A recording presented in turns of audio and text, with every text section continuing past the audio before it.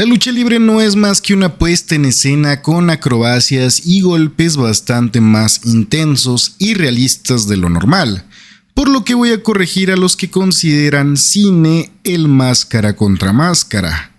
No solo es cine, es mejor, es teatro. Han pasado 2 semanas y parece que ya se nos está pasando la cruda del máscara contra máscara, por lo que los sobrehypeados que pudiéramos estar quizá ya haya quedado atrás y estemos viendo las cosas un poco más objetivas. Es por eso que hoy les traigo una objetivísima comparativa de la lucha de apuestas de los grandes americanos con la mejor historia jamás contada y que ha servido de referencia para prácticamente cualquier aventura que explore la senda del héroe, el señor de los malparidos anillos. Primero, contexto. Para los que han vivido debajo de una piedra en los últimos 5 meses o sean fans amargados del Consejo y de All Elite, la semana pasada tuvimos el desenlace de la mejor rivalidad del año. Una rivalidad tan orgánica que prácticamente fue una chiripada que los creativos de AAA supieron atrapar la ola y surfearla en tiempo real. Aprende triple alopecias. Por lo que no me canso de recordarles que ahora el único grande americano llegó a AAA para ser un secuaz de Dominic Mysterio. No me extrañaría que fue porque Triple Envidias ya no le quería prestar al Judgment Day al Undertaquero y le dijo: pues tengo este personaje que no ha pegado acá y medio que quiere hablar español. Y así como el Tata ha convertido en oro la basura de WWE como los Wyatt Six y los War Raiders, le dijo al Triple Calvas: a ver, presta pa' acá que aquí lo acomodamos, Padre Santo. Lo metieron a la rivalidad entre Dominic y el hijo del vikingo con participación especial de Dragon Hago Todo Bien Lee y comenzaron a buquearlo como el típico extranjero que se burla de la cultura mexicana. Pero lo que nadie hubiera previsto es que los chingados mexicanos tenemos tanta perra resiliencia que nos valió verga que un extranjero se apropiara de la cultura para su personaje en el kayfabe. Lo interesante era ver fuera del kayfabe al hombre que se estaba esforzando un chingo en comprenderla. El grande americano hizo una parodia de un falso ídolo mexicano cantando El Cielito Lindo. Pero para hacer eso tuvo que aprenderse una canción completa en un idioma que no era su idioma nativo. El grande americano hizo una parodia de un luchador clásico mexicano, pero para hacer eso tuvo que estudiar al Santo, a Blue Demon, al Cavernario Galindo, al Rayo de Jalisco, a Eddie Guerrero, a Las Parcas y tuvo que transformar su estilo europeo en el llaveo y contrallaveo mexicano, en el estilo recio lagunero, en el estilo físico del norte, incluso en el estilo espectacular del centro de México. La banda no es pendeja, todos sabíamos lo que estaba pasando.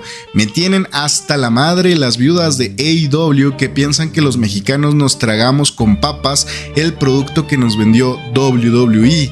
Eso es subestimar a la banda mexa, además de sobreestimar a WWE. Los mexicanos les servimos el producto que nos gustaba a WWE.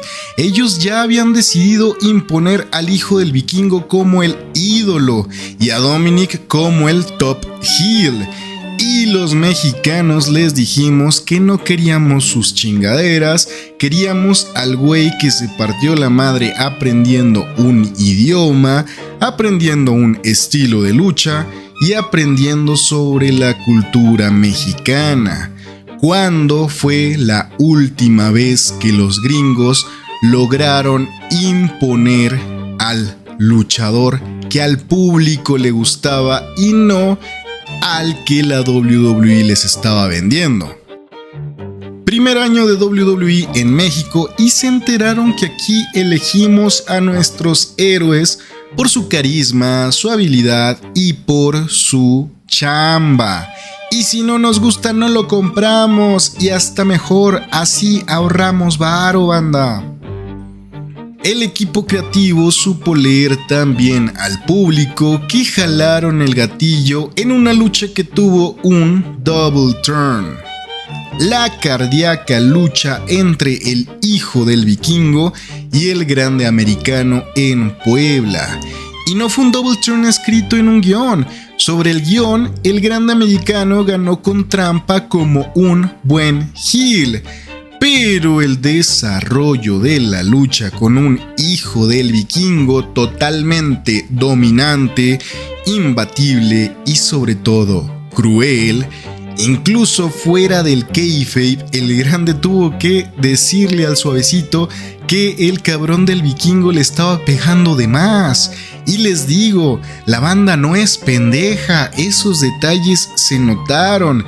Que el resentimiento del vikingo bailaba entre la realidad y la ficción. No me quiero atrever a teorizar que incluso el hijo del vikingo se planteó forzar su victoria por estar en Puebla, pero es algo que pasa en México y es bastante común. Pues toda esa tensión que ya no sabíamos qué tanto estaba planeada y qué tanto era real, fortaleció la figura de un grande americano que se seguía levantando, sabiendo que no tenía ninguna manera limpia de ganar y viendo cómo el hijo del vikingo ni siquiera quería ganar, sino enviar un chingado mensaje a su gente en Puebla y a la empresa, regalándonos una lucha que incluso yo catalogaría como infravalorada por lo poco que se habla de ella, siendo la semilla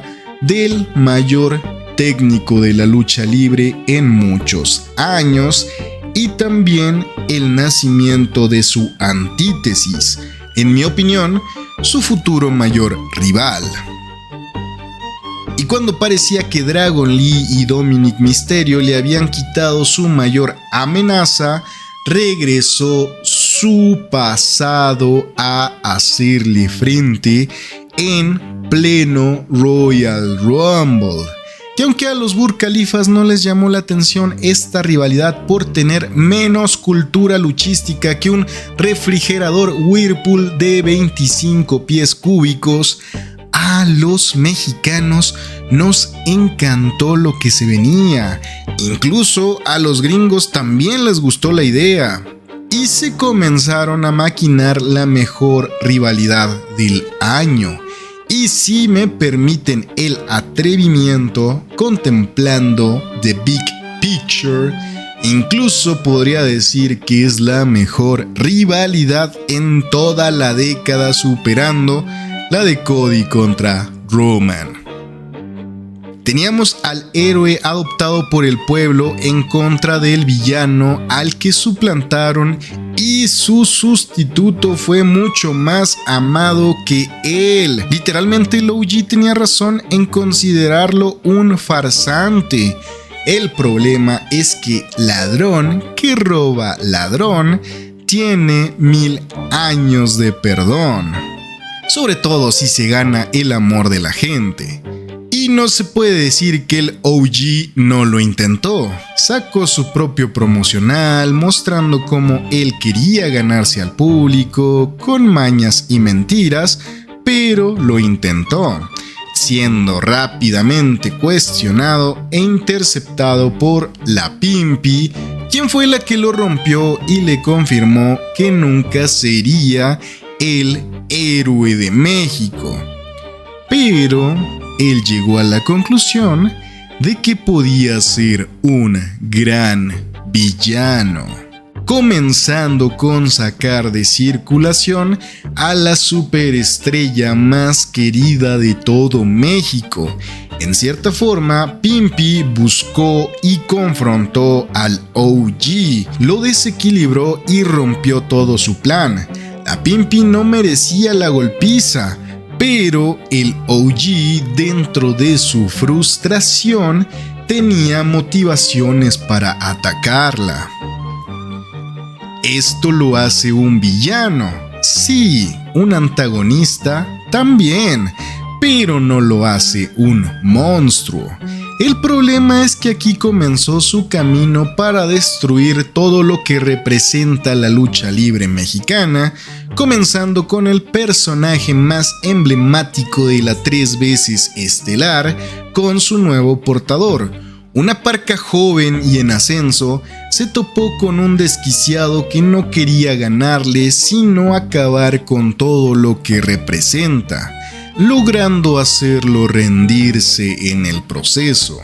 Y el siguiente paso era el otro personaje más emblemático de la AAA, igualmente con un nuevo y joven portador, ahora no solo ganándole, sino cometiendo una de las mayores deshonras de la lucha libre. Lo despojó de su máscara para derrotarlo y comenzó a presumir la incógnita que inauguró a la propia 3 veces estelar. Esa incógnita que tanto conflicto ha causado en la empresa. El OG la presumía como si de una cabeza se tratara, dando un claro mensaje de que quería hacer que cayeran más y más cabezas. Y por si no fuera suficiente, no sé a quién se le ocurrió, pero perra madre, qué buenísima idea. El cabrón del OG se puso a madrearse a Ojitos de Huevo, banda. Literalmente una persona ciega, alguien que no se metió con él, que no le obstaculizaba para nada, que no la debía ni la tenía, y sobre todo que no la vio venir. El OG lo cargó a fuerza de brazos y lo sometió con su llave insignia, con la misma llave con la que ha ganado medallas en contra de super profesionales y ha vencido a muchos rivales poderosos. Esa llave se le aplicó a una persona que no ha luchado en su vida. Ojitos de Huevo no veía la hora en que lo liberara. Y fue Andrea Basarte la que hizo algo por ayudarlo. Algo que después le saldría bastante caro y que en el momento la puso a ella en la mira de aquel villano despiadado que después de exigir cabezas y atacar a una persona vulnerable, la verdad es que no parecía lejano que fuera a atacar a una Andrea aterrada y huyendo, por lo que ella trató de alejarse de aquella maldita montaña de músculos. Y fue aquí donde nació el superhéroe que incluso pareciera que defendió a Andrea volando y atacando al OG en el aire, weón, en el aire. Y esto lo hizo el gran americano sin tiempo para prepararse, sin tiempo para quitarse su traje, sin miedo a que se arruinara su traje. Había cosas más importantes. Se batieron en duelo entre el público en backstage, un duelo que reforzó la idea de lo imbatible que es el OG, pues después de derrotar a una de las mayores promesas de la empresa, después de atacar a Ojitos de Huevo y de recibir el primer golpe, aún la balanza se inclinaba hacia él, siendo que el grande venía fresco, descansado. Aún así, el OG se notaba dominante y ahora sabíamos que no había ninguna brújula moral que lo detuviera.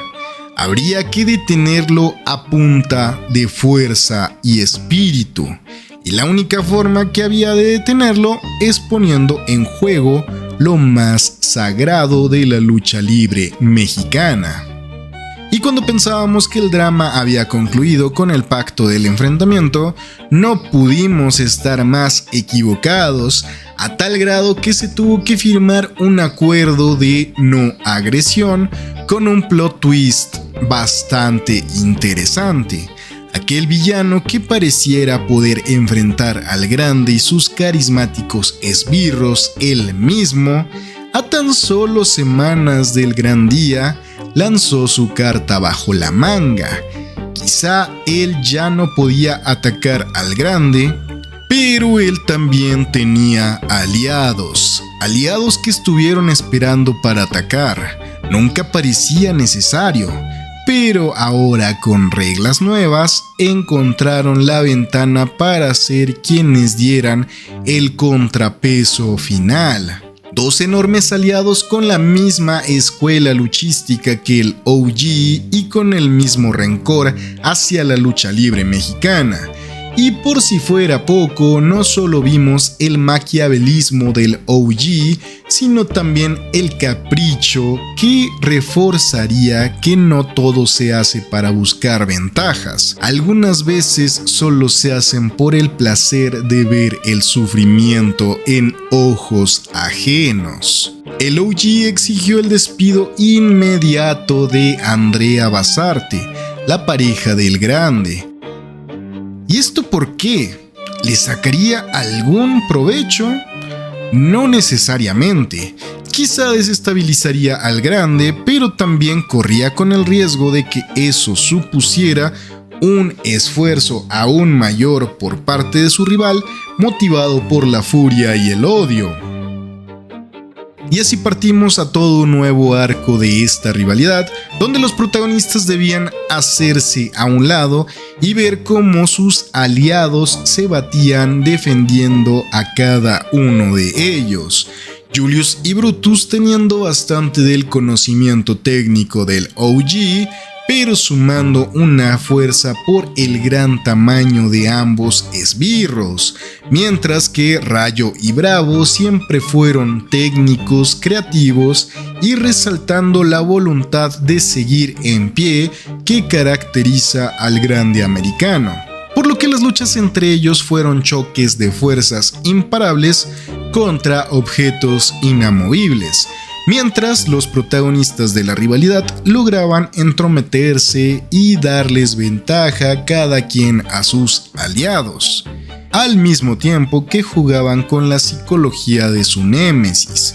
Mientras el OG le recordaba lo sucedido con su amada, el Grande sacó un arma que hasta el momento no había utilizado, y eso fue dar un guiño a quien estaba bajo la máscara, llamándole con la despectiva forma con la que lo llamaban en sus inicios. Estos ataques llegaron tan lejos que no se aguantaron más y se golpearon de forma tan precisa que nadie pudiera asegurar en voz alta quién de los dos había atacado primero, quién de los dos había roto la cláusula de no agresión. Por lo tanto, quién de los dos debía perder su máscara, haciendo que el recién instaurado gerente de la marca, Rey Misterio, no supiera qué hacer y solo continuara dejando de lado las reglas. Y así llegó el día, y para que vean que no solo era bait, les voy a decir cómo es que la estructura narrativa del Máscara contra Máscara tuvo el mismo principio que las grandes obras de la literatura, incluida la mejor historia jamás contada, El Señor de los Anillos. La narrativa en 3 actos: decepción, esperanza y gloria. Si recordamos al Señor de los Anillos, nos damos cuenta que Peter Jackson tomó una decisión creativa bastante interesante sobre cómo dividir la obra. La comunidad del anillo termina con una clara derrota, un mundo frágil, aliados derrotados, una amenaza imbatible y la pérdida de toda esperanza. La comunidad del anillo fracasó, pero eso no significa que la guerra está perdida. En este primer acto, el OG tomó ventaja demasiado rápido. Supimos inmediatamente quién marcaría la pauta del combate. El castigo no se hizo esperar. La máscara que se defendía durante esa misma lucha fue desgarrada rápidamente. El héroe mostró su vulnerabilidad casi de inmediato, sangrando. Pero eso no significa que fuera totalmente dominado.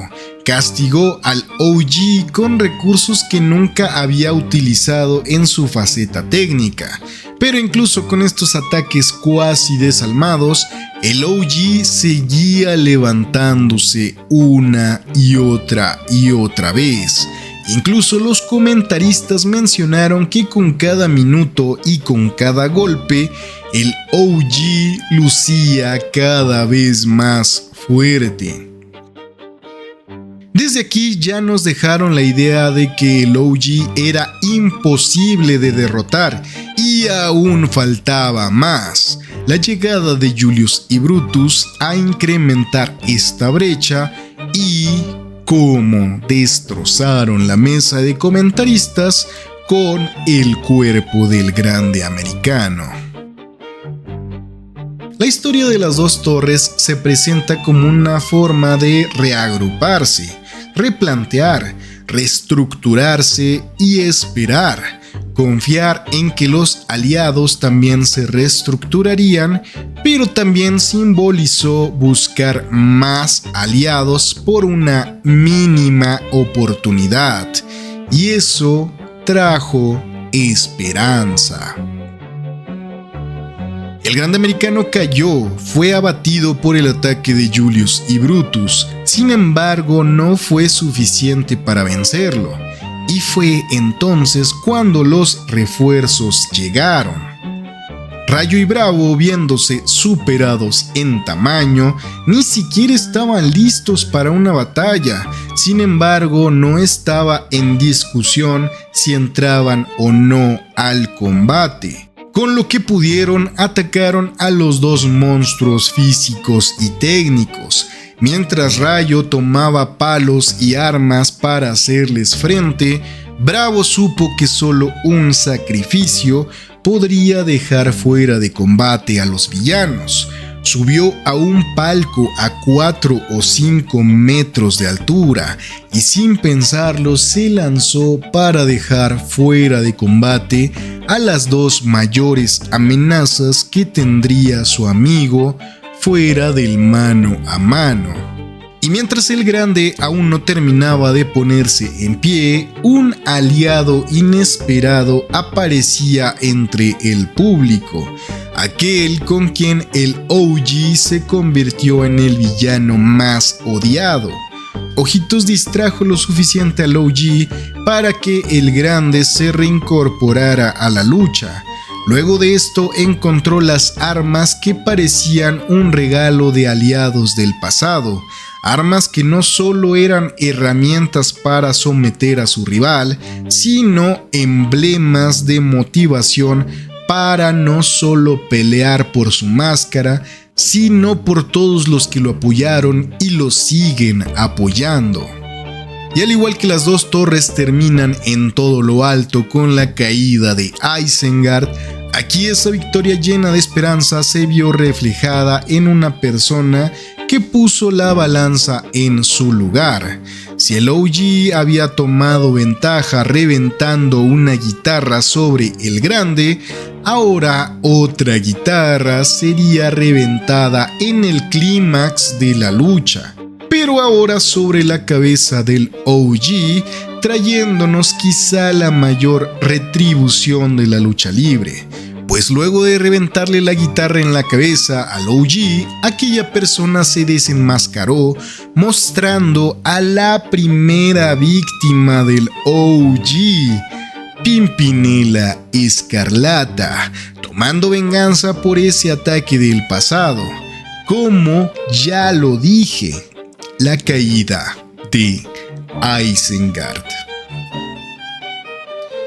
Y en la última entrega del Señor de los Anillos comenzaron planes después de dos grandes logros: la caída de uno de los mayores bastiones del enemigo y la respuesta de uno de sus mayores aliados. Sin embargo, el enemigo seguía sintiéndose como una fuerza imbatible, por lo que nuestros héroes tomaron la decisión de aguantar y guardar la esperanza de que todos sus esfuerzos servirían para abrir una pequeña ventana con la que Frodo pudiera entrar y arrojar el anillo.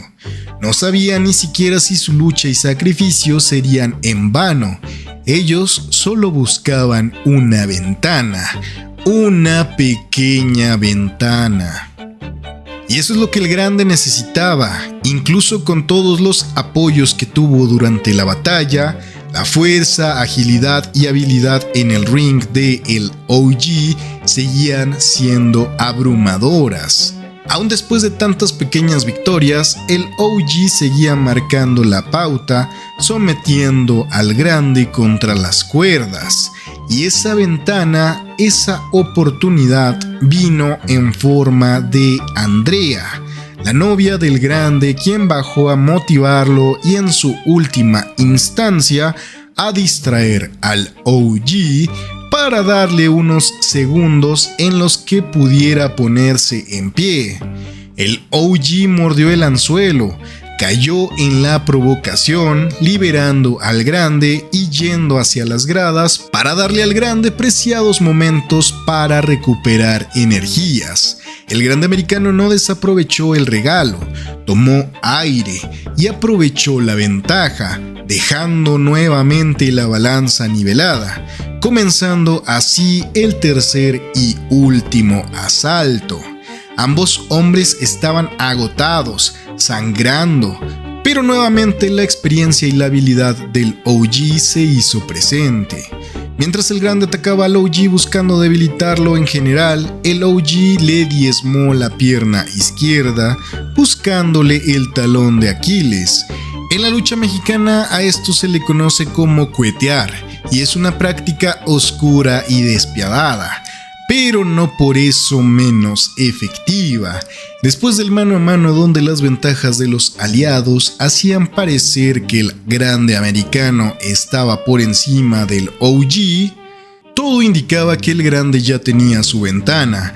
Por primera vez se notaba que él tenía la pauta en la lucha. Sin embargo, no pudo capitalizar esa ventaja. Le falló la pierna izquierda. El talón de Aquiles había sido encontrado y atacado correctamente. El Grande cayó, y como en mi pronóstico, el Grande bajó al infierno, superó los obstáculos de cada círculo dantesco, escapando y buscando asistencia divina, regresó a su cuerpo inerte, logró encontrar la fuerza para ponerse en pie, soportó los últimos ataques de un OG cansado y diezmado, y la ventana que no pudo capitalizar por sus debilidades humanas, ahora convirtiéndose en un ídolo, logró postrarse dominante sobre el hombre más fuerte, aceptando que el OG fue el hombre más fuerte. Sin embargo, ahora el Grande ya no era un hombre, se había convertido en un espíritu de fuerza. La debilidad humana que lo derribó apenas hacía unos momentos, ahora lo proyectaba como un bólido contra su rival, el hombre más fuerte, quien en su estatus de humano rompió los límites y aún así se vio boca arriba mirando las luces que habían sido testigos del hombre más fuerte, luchando en contra del hombre que tuvo que dejar de ser humano para vencerlo. El conteo nos recordaba toda esta historia. 1. La desesperación. 2. La esperanza. 3. La gloria.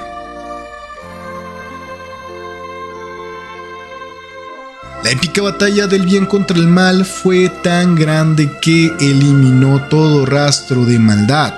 El monstruo fue derrotado, dejando tendido al hombre aceptando su destino. La estadística y los datos duros mostraban que había perdido, pero él y todos nosotros sabíamos que fue tan grande la gloria que bañó a esta victoria que incluso quien terminó la lucha viendo las luces merecía parte de esa gloria, el hombre más fuerte. Subió valiente al cuadrilátero a aceptar su destino. En su vulnerabilidad humana quiso compartir el momento con su familia y el público, aquel público que lo rechazó, quien además celebró su derrota, ahora lo estaba alabando. Reconocían quién había sido el hombre más fuerte, aborrecían al personaje, amaban al hombre, y bañado en sangre, entre lágrimas, despidiéndose de aquella máscara que le trajo la maldición del ego, pero que también le permitió vivir la mejor historia de su vida, por fin se despojó de esa maldición.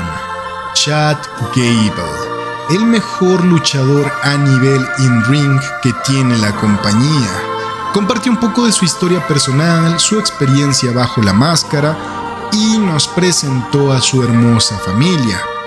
Pero el ritual aún no había sido sellado.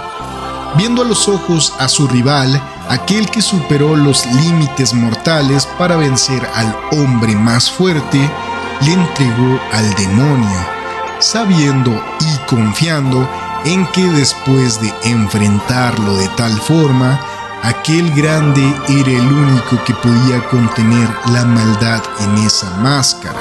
Era el fuego del monte del destino que podía deshacer aquel anillo de poder que corrompe incluso a los hombres más fuertes. El OG murió esa noche y dos ídolos no solo sobrevivieron, se inmortalizaron: el grande americano y Chad Gable.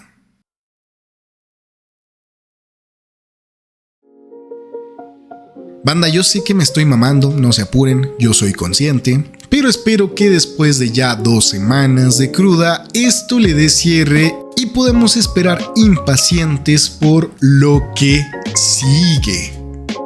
Que yo también ya tengo un video platicando lo que me gustaría que pasara a partir de esta función del sábado en adelante. Espero que te haya gustado este video, estamos en proceso de revivir este canal. Háganme saber si les gusta este tipo de contenido, suscribiéndose, dando like, comentando y hypeando si quieren.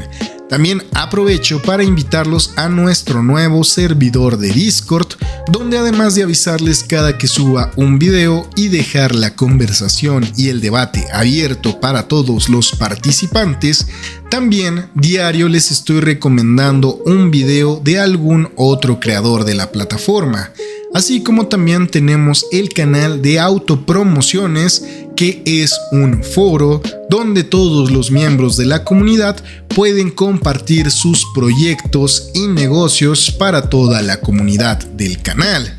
Y no solo eso, sino que una vez al mes agregaré la autopromo con más reacciones del Discord como patrocinador de un video de este canal totalmente gratis. Les dejo la invitación en la descripción y en un comentario fijado.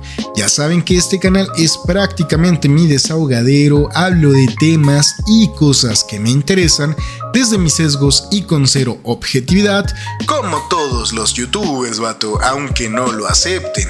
Pero si quieren que hable más sobre WWE, que es de mis temas favoritos, apoyen este video y comenten de qué otras cosas quieren que nos quejemos a micrófono abierto. Y si les gusta el contenido de terror y ciencia ficción, recuerden que tenemos al hermano feo de este canal, el Círculo Dantesco. Yo fui Medrano, mejor conocido como Medranuki, y solo vine a mostrarte lo sublime en lo infame.